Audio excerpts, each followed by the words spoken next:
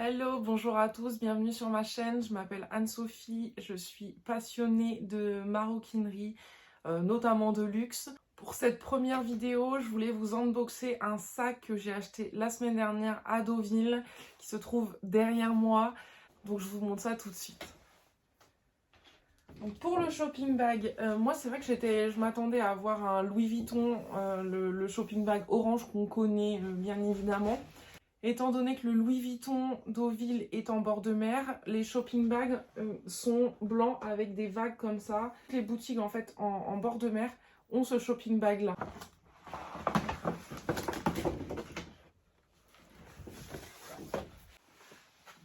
Voilà la boîte. Donc à l'intérieur on a le Dutch bag. Donc voilà le Dutch bag avec écrit Louis Vuitton.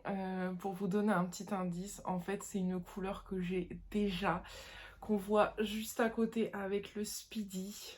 Donc c'est un bébé Alma en toile damier ébène, enfin en toile enduite damier ébène.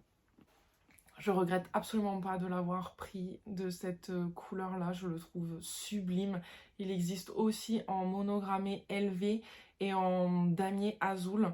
Donc vous savez c'est le beige et le gris clair comme ça avec les carreaux. Donc je vais sortir mon Speedy pour vous montrer. Mon Speedy c'est un Speedy 25. Donc bah du coup pareil en toile induite damier. Avec du recul, je l'aurais pris en toile monogrammée LV avec la bandoulière et la poignée en cuir naturel qui se serait patiné avec le temps. Sur un premier achat, moi j'avais un peu peur justement de cette patine là, que ça fasse sale. Mais maintenant que j'ai le bébé Alma, j'aurais dû prendre celui-ci en monogrammé LV. Et pourquoi je l'ai pris en damier celui-ci? Alors déjà je le trouve incroyable, cette combinaison en fait de marron clair et de marron foncé, je le trouve sublime. Et d'autant plus que les parties cuir ici sont teintées et beaucoup plus résistantes, enfin tout du moins ne se salissent nettement moins que le cuir naturel. Surtout que sur le bébé Alma en fait on a toute cette partie là qui est en cuir naturel, et j'ai vu sur de la seconde main où il y a des grosses auréoles, que ce soit des taches de, je ne sais pas, d'eau, de pluie, donc beaucoup plus fragile. Là, on parlerait pas que d'une patine, on parlerait même d'un cuir qui est taché, et moi, c'est vrai que je n'aime pas du tout ça. Ensuite, pour l'intérieur, du coup, il s'ouvre comme ça, assez large, et ça permet de pouvoir bien mettre la main dedans.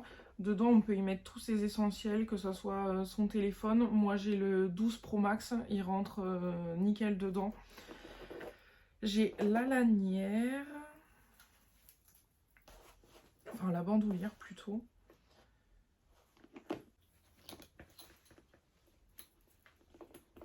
Alors là, en fait, je l'ai accroché sur les petits mousquetons exprès pour mettre la bandoulière ici.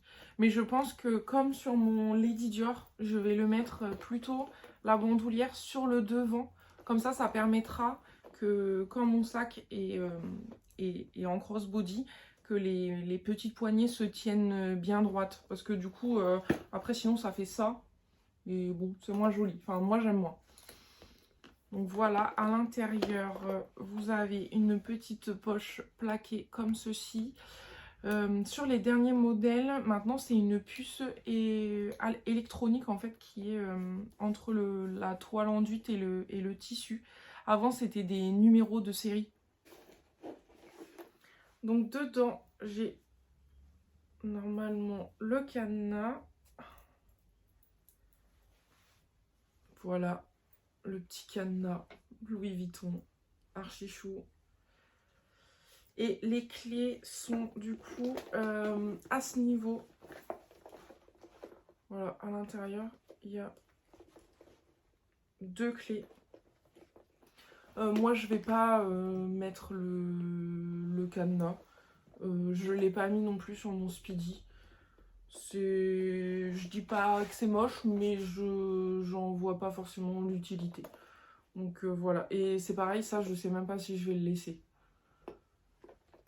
Alors normalement on peut mettre ses initiales du coup sur un peu le porte-clés là. Et on peut le mettre ici aussi. Parce que justement avec une copine on en parlait et on n'était pas d'accord. Moi j'avais vu en fait que c'était toujours ici. Et elle avait vu qu'on pouvait également le mettre ici. Moi je ne veux pas mettre mes initiales. Parce que même si je pense que je vais pas forcément les revendre, je vois pas, enfin ça m'intéresse pas, voilà.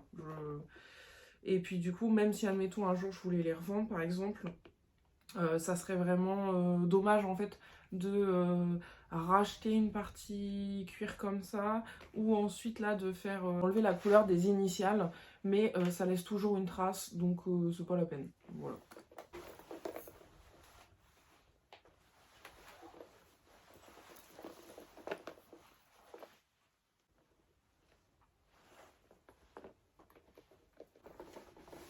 Il faut savoir que je fais 1,75 m et les poignets m'arrivent juste en dessous de la poitrine et là sur mes hanches.